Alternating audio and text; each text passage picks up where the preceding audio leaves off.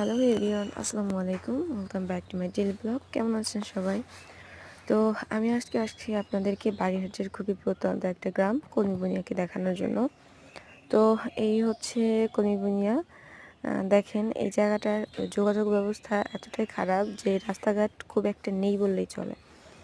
আমি যে রাস্তা দিয়ে যাচ্ছি এই রাস্তাটা একটা মাটির রাস্তা, এক পাশ থেকে খাল গেছে আর এক পাশে হচ্ছে ধান লাগানো হয়েছে। তো এই খালের পুরাটাই হচ্ছে কচুরিপানা দিয়ে ভরা। খালের ওই পাশটাও কলমি বুনিয়া, এই পাশটাও কলমি বুনিয়া। আমি ওই পাশ থেকে আসতেছিলাম আর এই পর্যন্ত দেখতেছি পুরা খালটাই হচ্ছে কচুরিপানা দিয়ে ভরা। তো আমি হচ্ছে এই রাস্তা দিয়ে যাচ্ছিলাম কারণ আমার একটা কাজ ছিল।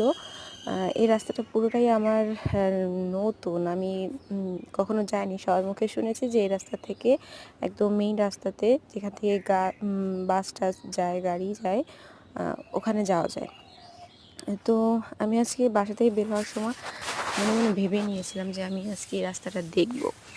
তো যেই ভাবা সেই কাজ, আমি একা একাই হাঁটতে চললাম আর ভাবলাম একটা ভিডিও করে রাখি এক্সপিরিয়েন্স। তো আমি হাঁটতেছি আর সব দিকটা দেখতেছিলাম। ওই পাশে অনেক গাছ ছিল, কলা গাছ, তারপর সজনে গাছ। তো আমি হাঁটতে হাঁটতে প্রায় চলে আসছি।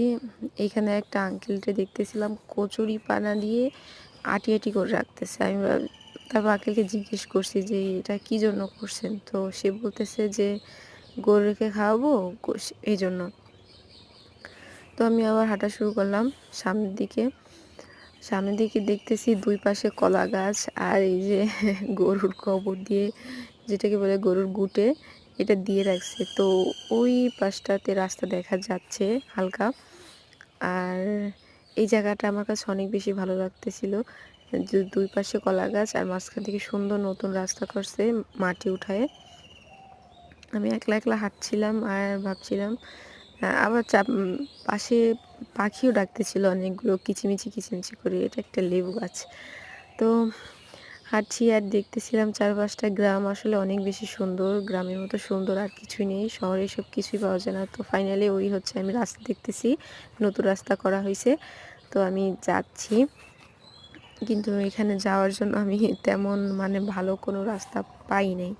তারপরেও আমি এখন দেখতেছি আমার একটা সাঁকো পার হতে হবে। তো কিছু দূর সামনে এগুলোই একটা সাঁকো। তো এই ছিল আমার ভিডিও। হ্যাঁ, তো সবাই ভালো থাকবেন এবং আমাকে অনেক বেশি দোয়া করবেন আমার জন্য। আল্লাহ হাফেজ।